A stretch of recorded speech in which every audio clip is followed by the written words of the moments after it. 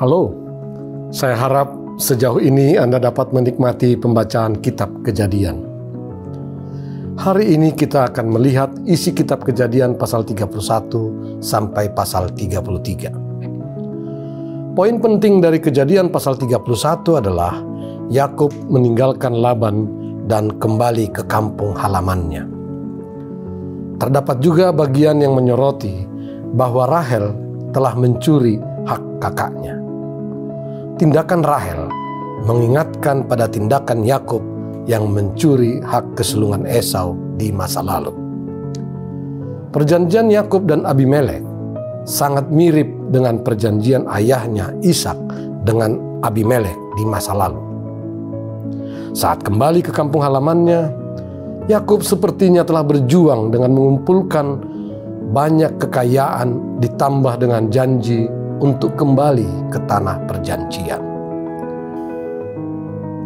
Tapi pada akhirnya terlihat bahwa ia bisa melakukannya karena Tuhan memberkatinya. Kejadian pasal 32 bercerita tentang ketakutan Yakub yang kembali ke kampung halamannya dalam menghadapi Esau. Yakub harus bersiap mati jika bertemu dengan Esau yang pernah berusaha membunuhnya. Yakub masih berusaha menipu Esau untuk melarikan diri dari situasi itu dengan memberikan harta benda. Tetapi jika Anda lihat, di pasal ini yang mengubah hati Esau bukanlah hadiah dari Yakub, melainkan Tuhan yang menjawab doa Yakub. Sifat penipu Yakub masih ada, tetapi yang berubah adalah sekarang ia bergantung pada Tuhan. Pertemuan dan pertarungan dengan malaikat sangat memperlihatkan kehidupan Yakub. Yakub berselisih dengan kakaknya, berselisih dengan ayahnya, berselisih dengan ayah mertuanya Laban. Sekarang ia berselisih dan bergulat dengan malaikat Tuhan. Ia bersusah payah dengan kekuatannya sendiri untuk mendapat berkat. Tetapi sekarang dia mendapat berkat dengan bergulat dengan Tuhan. Di Kejadian pasal 33, akhirnya Yakub bertemu dengan kakaknya. Keramahan kakaknya bertolak belakang dengan ketakutan Yakub. Meski Yakub telah melewati masa sulit setelah menghalangi berkat Esau, Tuhan mengubah hati Esau dan melelehkannya seperti salju. Yakub ingin melindungi segala miliknya dengan kekuatannya sendiri, tapi sebenarnya ia bisa mendapatkan semua itu jika ia mengandalkan Tuhan. Hari ini pun saya harap Anda merenungkan, jika Anda berselisih dengan semua orang dan menempatkan diri Anda di kehidupan yang sulit, apakah untuk bisa mendapatkan berkat Tuhan dengan kekuatan Anda sendiri? Serahkanlah kepada Tuhan. Itulah satu-satunya jawaban. Mari kita baca Kejadian pasal 31 sampai 33 dengan pemikiran yang demikian.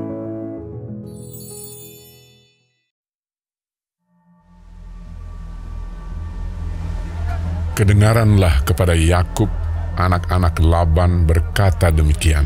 Yakub telah mengambil segala harta milik ayah kita, dan dari harta itulah ia membangun segala kekayaannya. Lagi kelihatan kepada Yakub dari muka Laban bahwa Laban tidak lagi seperti yang sudah kepadanya. Lalu berfirmanlah Tuhan kepada Yakub, "Pulanglah ke negeri nenek moyangmu dan kepada kaummu, dan aku akan menyertai engkau." Sesudah itu Yakub menyuruh memanggil Rahel dan Lea untuk datang ke padang, ke tempat kambing dombanya. Lalu ia berkata kepada mereka, "Telah kulihat dari muka ayahmu bahwa ia tidak lagi seperti yang sudah kepadaku. Tetapi Allah ayahku menyertai aku. Juga kamu sendiri tahu bahwa aku telah bekerja sekuat-kuatku pada ayahmu. Tetapi ayahmu telah berlaku curang kepadaku dan telah 10 kali mengubah upahku. Tetapi Allah tidak membiarkan dia berbuat jahat kepadaku. Apabila ia berkata, yang berbintik-bintiklah akan menjadi upahmu, maka segala kambing domba itu beroleh anak yang berbintik-bintik. Dan apabila ia berkata, yang bercoreng-corenglah akan menjadi upahmu, maka segala kambing domba itu beroleh anak yang bercoreng-coreng. Demikianlah Allah mengambil ternak ayahmu dan memberikannya kepadaku.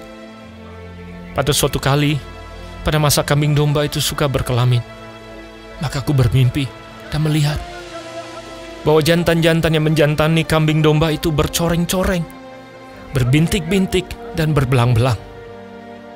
Dan malaikat Allah berfirman kepadaku dalam mimpi itu, "Yakub." Jawabku, "Ya Tuhan." Lalu ia berfirman, "Angkatlah mukamu dan lihatlah bahwa segala jantan yang menjantani kambing domba itu bercoreng-coreng, berbintik-bintik dan berbelang-belang. Sebab telah kulihat semua yang dilakukan oleh Laban itu kepadamu. Akulah Allah yang di Betel itu, di mana engkau mengurapi tugu dan di mana engkau bernasar kepadaku. Maka sekarang bersiaplah engkau, pergilah dari negeri ini dan pulanglah ke negeri sanak saudaramu." Lalu Rahel dan Lea menjawab Yakub, katanya, "Bukankah tidak ada lagi bagian atau warisan kami dalam rumah ayah kami? Bukankah kami ini dianggapnya sebagai orang asing karena ia telah menjual kami? Juga bagian kami telah dihabiskannya sama sekali. Tetapi segala kekayaan yang telah diambil Allah dari ayah kami adalah milik kami dan anak-anak kami. Maka sekarang, perbuatlah segala yang difirmankan Allah kepadamu." Lalu bersiaplah Yakub, dinaikkannya anak-anaknya dan istri-istrinya ke atas unta, digiringnya seluruh ternaknya dan segala apa yang telah diperolehnya, yakni ternak kepunyaannya yang telah diperolehnya di Padan Aram, dengan maksud pergi kepada Ishak, ayahnya, ke tanah Kanaan. Adapun Laban telah pergi menggunting bulu domba-dombanya. Ketika itulah Rahel mencuri terafim ayahnya. Dan Yakub mengakali Laban, orang Aram itu, dengan tidak memberitahukan kepadanya bahwa ia mau lari. Demikianlah ia lari dengan segala harta miliknya. Ia berangkat menyeberangi sungai Efrat dan berjalan menuju pegunungan Gilead. Ketika pada hari ketiga dikabarkan kepada Laban bahwa Yakub telah lari, dibawanyalah sanak saudaranya bersama-sama. Dikejarnya Yakub 7 hari perjalanan jauhnya. Lalu ia dapat menyusulnya di pegunungan Gilead. Pada waktu malam, datanglah Allah dalam suatu mimpi kepada Laban, orang Aram itu, serta berfirman kepadanya, "Jagalah baik-baik, supaya engkau jangan mengatai Yakub dengan sepatah kata pun." Ketika Laban sampai kepada Yakub, Yakub telah memasang kemahnya di pegunungan. Juga Laban dengan sanak saudaranya telah memasang kemahnya di pegunungan Gilead. Berkatalah Laban kepada Yakub, "Apakah yang kau perbuat ini? Maka engkau mengakali aku dan mengangkut anak-anakku perempuan sebagai orang tawanan. Mengapa engkau lari diam-diam dan mengakali aku? Mengapa engkau tidak memberitahu kepadaku, supaya aku mengantarkan engkau dengan sukacita dan nyanyian dengan rebana dan kecapi? Lagi pula engkau tidak memberikan aku kesempatan untuk mencium cucu-cucuku laki-laki dan anak-anakku perempuan. Memang bodoh perbuatanmu itu. Aku ini berkuasa untuk berbuat jahat kepadamu. Tetapi Allah ayahmu telah berfirman kepadaku tadi malam, jagalah baik-baik. Jangan engkau mengatai Yakub dengan sepatah kata pun. Maka sekarang, kalau memang kau harus pergi semata-mata karena sangat rindu ke rumah ayahmu, mengapa engkau mencuri dewa-dewaku? Lalu Yakub menjawab Laban, Aku takut, karena pikirku, jangan-jangan kau merampas anak-anakmu itu daripada aku. Tetapi pada siapa engkau menemui dewa-dewamu itu, janganlah ia hidup lagi. Periksalah di depan saudara-saudara kita segala barang yang ada padaku, dan ambillah barangmu. sebab Yakub tidak tahu bahwa Rahel yang mencuri terafim itu. Lalu masuklah Laban ke dalam kemah Yakub dan ke dalam kemah Lea dan ke dalam kemah kedua budak perempuan itu, tetapi terafim itu tidak ditemuinya. Setelah keluar dari kemah Lea, ia masuk ke dalam kemah Rahel. Tetapi Rahel telah mengambil terafim itu dan memasukkannya ke dalam pelana untanya dan duduk di atasnya. Laban menggeledah seluruh kemah itu, tetapi terafim itu tidak ditemuinya. Lalu kata Rahel kepada ayahnya, Janganlah Bapa marah, karena aku tidak dapat bangun berdiri di depanmu, sebab aku sedang haid. Dan Laban mencari dengan teliti, tetapi ia tidak menemui terafim itu. Lalu hati Yakub panas dan ia bertengkar dengan Laban. Ia berkata kepada Laban, Apakah kesalahanku? Apakah dosaku? Maka engkau memburu aku sehebat itu. Engkau telah menggeledah segala barangku. Sekarang apakah yang kau temui dari segala barang rumahmu? Letakkanlah di sini di depan saudara-saudaraku dan saudara-saudaramu, supaya mereka mengadili antara kita berdua. Selama 20 tahun ini, aku bersama-sama dengan engkau. Domba dan kambing betinamu tidak pernah keguguran, dan jantan dari kambing dombamu tidak pernah aku makan. Yang diterkam oleh binatang buas tidak pernah kubawa kepadamu. Aku sendiri yang menggantinya. Yang dicuri orang, baik waktu siang, baik waktu malam, selalu engkau tuntut daripadaku. Aku dimakan panas hari waktu siang, dan kedinginan waktu malam, dan mataku jauh daripada tertidur. Selama 20 tahun ini aku di rumahmu. Aku telah bekerja padamu 14 tahun lamanya untuk mendapat kedua anakmu, dan 6 tahun untuk mendapat ternakmu, dan engkau telah 10 kali mengubah upahku. Seandainya Allah ayahku, Allah Abraham, dan yang disegani oleh Ishak tidak menyertai aku, tentulah engkau sekarang membiarkan aku pergi dengan tangan hampa. Tetapi kesengsaranku dan jerih payahku telah diperhatikan Allah, dan Ia telah menjatuhkan putusan tadi malam. Lalu Laban menjawab Yakub, Perempuan-perempuan ini anakmu, dan anak-anak lelaki ini cucuku, dan ternak ini ternakmu. Bahkan segala yang kau lihat di sini adalah milikku. Jadi apakah yang dapat kuperbuat sekarang kepada anak-anakku ini, atau kepada anak-anak yang dilahirkan mereka? Maka sekarang, marilah kita mengikat perjanjian, aku dan engkau, supaya itu menjadi kesaksian antara aku dan engkau. Kemudian Yakub mengambil sebuah batu dan didirikannya menjadi tugu. Selanjutnya berkatalah Yakub kepada sanak saudaranya, Kumpulkanlah batu. Maka mereka mengambil batu dan membuat timbunan, lalu makanlah mereka di sana di dekat timbunan itu. Laban menamai timbunan batu itu Yegar Sahaduta, tetapi Yakub menamainya Galet. Lalu kata Laban, Timbunan batu inilah pada hari ini menjadi kesaksian antara aku dan engkau. itulah sebabnya timbunan itu dinamainya Galet dan juga Mispa, sebab katanya, Tuhan kiranya berjaga-jaga antara aku dan engkau apabila kita berjauhan. Jika engkau mengaibkan anak-anakku, dan jika engkau mengambil istri lain di samping anak-anakku itu, ingatlah, walaupun tidak ada orang dekat kita, Allah juga yang menjadi saksi antara aku dan engkau.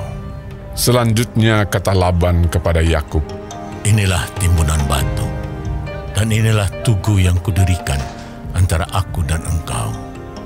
Timbunan batu dan tugu inilah menjadi kesaksian bahwa aku tidak akan melewati timbunan batu ini mendapatkan engkau, dan bahwa engkau pun tidak akan melewati timbunan batu dan tugu ini mendapatkan aku dengan berniat jahat. Allah Abraham dan Allah Nahor, Allah ayah mereka, kiranya menjadi hakim antara kita. Lalu Yakub bersumpah demi yang disegani oleh Ishak, ayahnya. Dan Yakub mempersembahkan korban sembelihan di gunung itu. Ia mengundang makan sanak saudaranya, lalu mereka makan serta bermalam di gunung itu. Keesokan harinya, pagi-pagi, Laban mencium cucu-cucunya dan anak-anaknya serta memberkati mereka. Kemudian pulanglah Laban kembali ke tempat tinggalnya.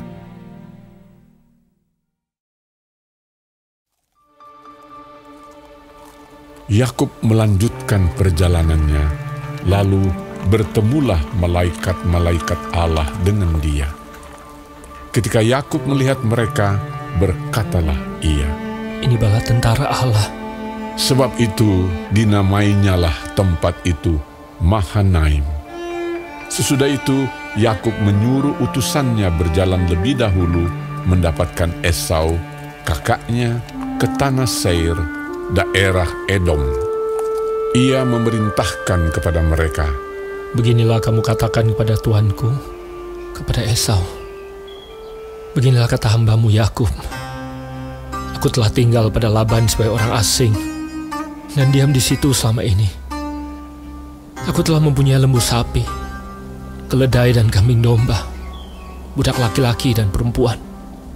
Dan aku menyuruh memberitahukan hal ini kepada tuanku, supaya aku mendapat kasih." Kemudian pulanglah para utusan itu kepada Yakub dan berkata, "Kami telah sampai kepada kakakmu, kepada Esau, dan ia pun sedang di jalan menemui engkau, diiringi oleh 400 orang. Lalu sangat takutlah Yakub dan merasa sesak hati. Maka dibaginyalah orang-orangnya yang bersama-sama dengan dia, kambing dombanya, lembu sapi dan untanya menjadi 2 pasukan. Sebab pikirnya, jika Esau datang menyerang pasukan yang satu, sehingga terpukul kalah, maka pasukan yang tinggal akan terluput. Kemudian berkatalah Yakub, "Ya Allah nenekku Abraham, dan Allah ayahku Ishak, ya Tuhan, yang telah berfirman kepadaku, pulanglah ke negerimu, serta kepada sanak saudaramu, dan aku akan berbuat baik kepadamu. Sekali-kali aku tidak layak untuk menerima segala kasih dan kesetiaan yang kau tunjukkan kepada hambamu ini. Sebab aku membawa hanya tongkatku ini waktu aku menyeberangi sungai Yordan ini, tetapi sekarang telah menjadi 2 pasukan. Lepaskanlah kiranya aku dari tangan kakakku, dari tangan Esau, sebab aku takut kepadanya. Jangan-jangan ia datang membunuh aku, juga ibu-ibu dengan anak-anaknya. Bukankah engkau telah berfirman, tentu aku akan berbuat baik kepadamu dan menjadikan keturunanmu sebagai pasir di laut, yang karena banyaknya tidak dapat dihitung." Lalu bermalamlah ia di sana pada malam itu. Kemudian diambilnyalah dari apa yang ada padanya suatu persembahan untuk Esau, kakaknya, yaitu 200 kambing betina dan 20 kambing jantan, 200 domba betina dan 20 domba jantan, 30 unta yang sedang menyusui beserta anak-anaknya, 40 lembu betina dan 10 lembu jantan, 20 keledai betina dan 10 keledai jantan. Diserahkannyalah semuanya itu kepada budak-budaknya untuk dijaga, tiap-tiap kumpulan tersendiri, dan ia berkata kepada mereka, "Berjalanlah kamu lebih dahulu, dan jagalah supaya ada jarak antara kumpulan yang satu dengan kumpulan yang lain." Diperintahkannyalah kepada yang paling di muka, "Apabila Esau, kakakku, bertemu dengan engkau dan bertanya kepadamu, 'Siapakah tuanmu dan kemanakah engkau pergi, dan milik siapakah ternak yang di depanmu itu?' Jawablah, 'Milik hambamu Yakub. Inilah persembahan yang dikirim kepada tuanku Esau, dan Yakub sendiri pun ada di belakang kami.'" Begitulah diperintahkannya baik kepada yang kedua maupun kepada yang ketiga, dan kepada sekalian orang yang berjalan menggiring kumpulan hewan itu, katanya, "Seperti perkataanku tadilah, kamu katakan kepada Esau apabila kamu berjumpa dengan dia. Dan kamu harus mengatakan juga, hambamu Yakub sendiri ada di belakang kami." Sebab pikir Yakub, "Baiklah, aku mendamaikan hatinya dengan persembahan yang diantarkan lebih dahulu. Kemudian barulah aku akan melihat mukanya. Mungkin ia akan menerima aku dengan baik." jadi persembahan itu diantarkan lebih dahulu, tetapi ia sendiri bermalam pada malam itu di tempat perkemahannya. Pada malam itu Yakub bangun, dan ia membawa kedua istrinya, kedua budaknya perempuan, dan ke-11 anaknya, dan menyeberang di tempat penyeberangan sungai Yabok. Sesudah ia menyeberangkan mereka, ia menyeberangkan juga segala miliknya. Lalu tinggallah Yakub seorang diri, dan seorang laki-laki bergulat dengan dia sampai fajar menyingsing. Ketika orang itu melihat bahwa ia tidak dapat mengalahkannya, ia memukul sendi pangkal paha Yakub, sehingga sendi pangkal paha itu terpelecok ketika ia bergulat dengan orang itu. Lalu kata orang itu, "Biarkanlah aku pergi, karena fajar telah menyingsing." Sahut Yakub, "Aku tidak akan membiarkan kau pergi jika engkau tidak memberkati aku." Bertanyalah orang itu kepadanya. "Siapakah namamu?" Sahutnya, "Yakub." Lalu kata orang itu, "Namamu tidak akan disebutkan lagi Yakub, tetapi Israel, sebab engkau telah bergumul melawan Allah dan manusia, dan engkau menang." Bertanyalah Yakub, "Katakanlah juga namamu." tetapi sahutnya, "Mengapa engkau menanyakan namaku?" Lalu diberkatinyalah Yakub di situ. Yakub menamai tempat itu Peniel, sebab katanya, "Aku telah melihat Allah berhadapan muka, tetapi nyawaku tertolong." Lalu tampaklah kepadanya matahari terbit ketika ia telah melewati Peniel, dan Yakub pincang karena pangkal pahanya. Itulah sebabnya sampai sekarang orang Israel tidak memakan daging yang menutupi sendi pangkal paha, karena dia telah memukul sendi pangkal paha Yakub pada otot pangkal pahanya.